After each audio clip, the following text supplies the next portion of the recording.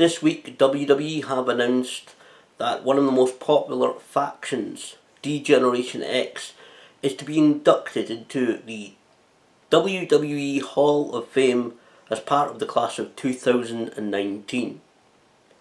What makes this news and noteworthy is the members that are being included in this induction. The members, especially one who is making it very news and noteworthy, as I'm sure everybody is talking about.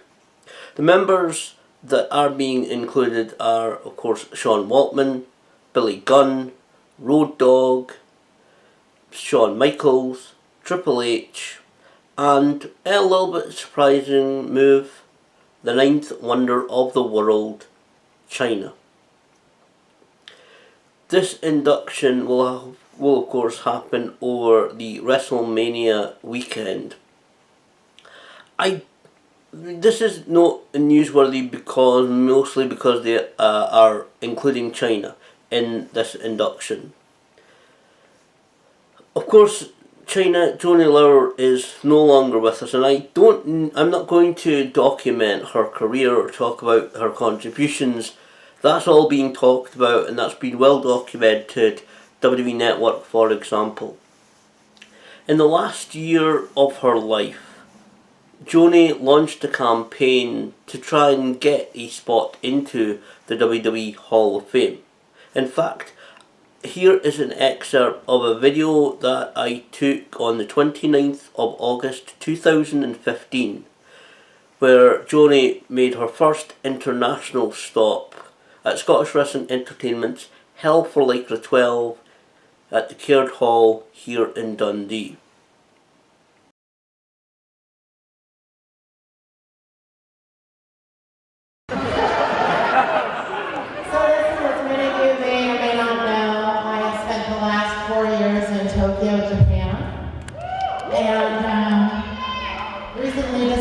To go home and go on a little campaign for the Hall of Fame.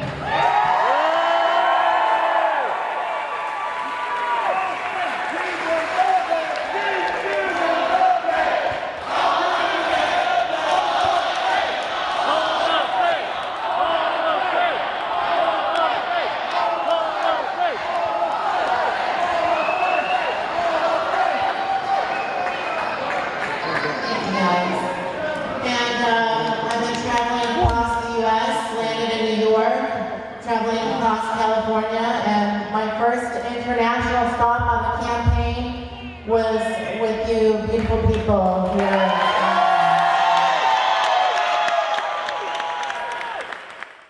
Sadly, Joanie is no longer around to see her wish come true.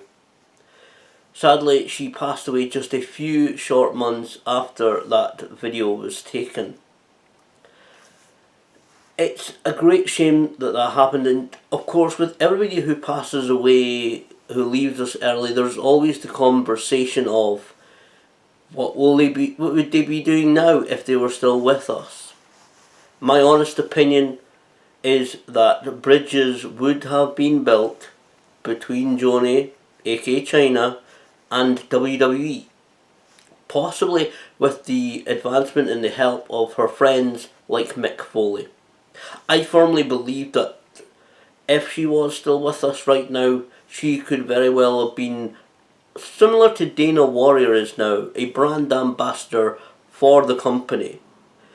Chyna, especially in those mid to late 90s, when she appeared and she was the force that she was, she is one of those still touted as being then and now one of the revolutionising forces in women's wrestling, and she became pretty equal to a lot of the guys. Her power of force.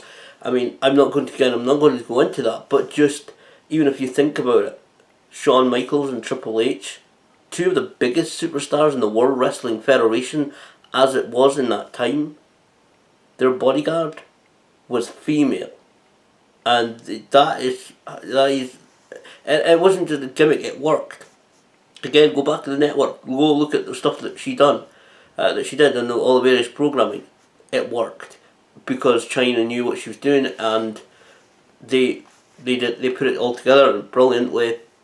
So it wasn't a case of well, we're scared to fight. It's like, you want to take us on, get through Chyna first, and she was that bodyguard for them, and it's a massive compliment to her that two of the biggest superstars in the company at that time had a female bodyguard, and she was it.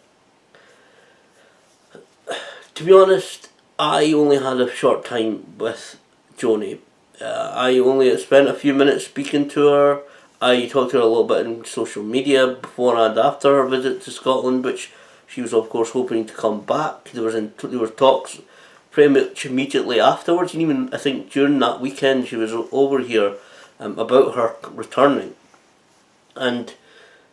But even though just talking to her for those few minutes, the interviews that she did, podcast, the interviews that she did all that at that time, she was very optimistic and hopeful of the future, and she seemed dedicated and focused on trying, like I said, to build bridges with WWE and to take that spot, a well-deserved spot in my opinion, into the WWE Hall of Fame.